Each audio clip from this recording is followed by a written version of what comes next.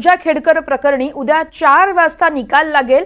Patiala house कोर्टातली सुनावणी सध्याची संपली आहे आणि त्यानंतरच हा निकाल देण्यात आला आहे। त्यामुळे आता उद्या निकाल लागणार आहे। पूजा यांच्या अटकपूर्व जामीन अर्जावर उद्या निकाल दिला जाईल। पूजा खेडकर प्रकरणी उद्या दुपारी 4 वाजता निकाल होणार आहे। तर या संदर्भात थेट जाऊया दिल्लीमध्ये आमचे प्रतिनिधी आहेत रामराज्य शिंदे आपल्या सोबत। रामराज्य, आपण पाहतोय पूजा खेडकर प्रकरणी आता उद्यावर निकाल गेलाय। आजच्या निकालात यावेळेस नेमका सुनावणी दरम्यान काय काय घडामोडी घडल्या आहेत?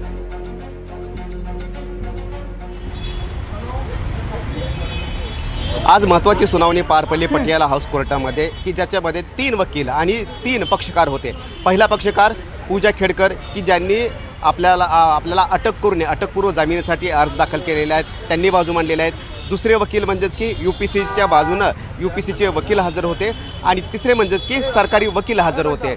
तर सर्वात अगोदर पूजा खेडकर यांनी आपली बाजू मांडलेली आहे की आरोप केला जातोय की दस्तावेज खूप बनावट बनवलेले आहेत, डॉक्टरांचे सर्व सर्टिफिकेट आहेत आणि त्यानुसार हे सर्टिफिकेट यूपीसीकडे सुद्धा सादर केलेले आहे, त्यामुळे कोणतेही बनावट कागदपत्र नाही आहेत असं स्पष्टपणे सांगितलेलं आहे। तर सरकारी वकिलांनी सांगितलेलं आहे की वारंवार नावं बदलण्यात आलेले आहेत, त्याचबरोबर यूपीसीला सुद्धा योग्य माहिती दिली गेलेली नाही आहे आणि फॉर्जरी करण्यात आलेली आहे, कागदपत्र बदलण्यात आलेले आहेत आणि त्यामुळं त्यांना या पदावर राहण्याचा कोणताही अधिकार नाही आहे आणि म्हणूनच हा गुन्हा दाखल करण्यात आलेला आहे। तर जे नावं बदलले आहेत त्यामध्ये आईचं नाव बदललेलं आहे, वडिलांचं नाव बदललेलं आहे आणि त्यामुळं कुठेतरी या प्रकरणामध्ये डुप्लिकेट जे डॉक्युमेंट आहेत ते सादर केले आहेत आणि हा संपूर्ण व्यवस्थेतला सर्वात मोठा फ्रॉड असल्याचं सुद्धा सांगितलेलं आहे आणि यामुळं पूजा खेडकर यांच्यामुळं एका प्रामाणिक उमेदवारीची संधी जी आहे ती हिरावून घेतली गेलेली आहेत असा युक्तिवाद करण्यात आलेला आहे। तर या सर्व हे तिन्ही पक्षकारांचं प्रकरण ऐकून घेतल्यानंतर कोर्टाने सांगितलेलं आहे की या संदर्भामध्ये उद्या 4 वाजता आपण निकाल देणार आहोत। त्यामुळे आता सुनावणी होणार नाही आहे, तर थेट निकाल दिला जाणार आहे आणि या निकालाचा अर्थ काय असणार आहे।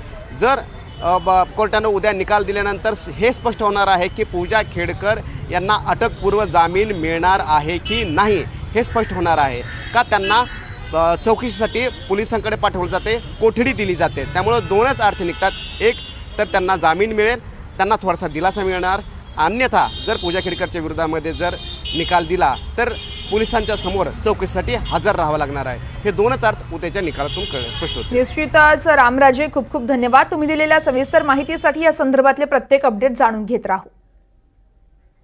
आणि यानंतर यूपीएससीचे वकील नरेंद्र कौशिक यांनी नेमकी काय प्रतिक्रिया दिली आहे ती देखील आपण पाहूयात। वो सब चीजें मिसलीड करने का पॉइंट ऑफ व्यू है। अब एक बार किसी का क्राइम डिटेक्ट हो जाता है और उसके अगेंस्ट कार्रवाई होती है तो इस तरह की बातें सब करने लगते हैं। ये नहीं बताया उन्होंने कि उन्होंने क्राइम नहीं किया, उन्होंने बोला कि हाँ ये हमने गलती से बोनाफाइडली इन्फॉर्मेशन गलत दे दिया। जहाँ तक प्रोबेशन के रूल्स की बात आती है वो सर्विस से रिलेटेड है, यहाँ तो इसका कैंडिडेचर ही इनवैलिड था, हमने कोर्ट को बताया, तो वो तो अपीयर ही नहीं हो सकती, तो सर्विस से रिलेटेड एस्पेक्ट अलग चीज सबका अधिकार है, सब लोग नाम बदलने सकते हैं। ये नाम बदलने का अधिकार है, लेकिन नाम अगर क्रिमिनल इंटेंशन से बदला जाए, कुछ गलत बेनिफिट लेने के लिए बदला जाए तो किसी का भी अधिकार नहीं है। इसने अपना नाम नहीं, माँ का भी नाम बताया हमने, किसने बदल दिया, और बाप का नाम भी बताया कैसे बदल दिया। और वो बदलने का कारण यही था कि वो इन्फॉर्मेशन को ट्विस्ट करके, मिसलीड करके, मिसरिप्रेजेंट करके गलत नाजायज़ तरीके से अटेम्प्ट उसने सिक्योर करने का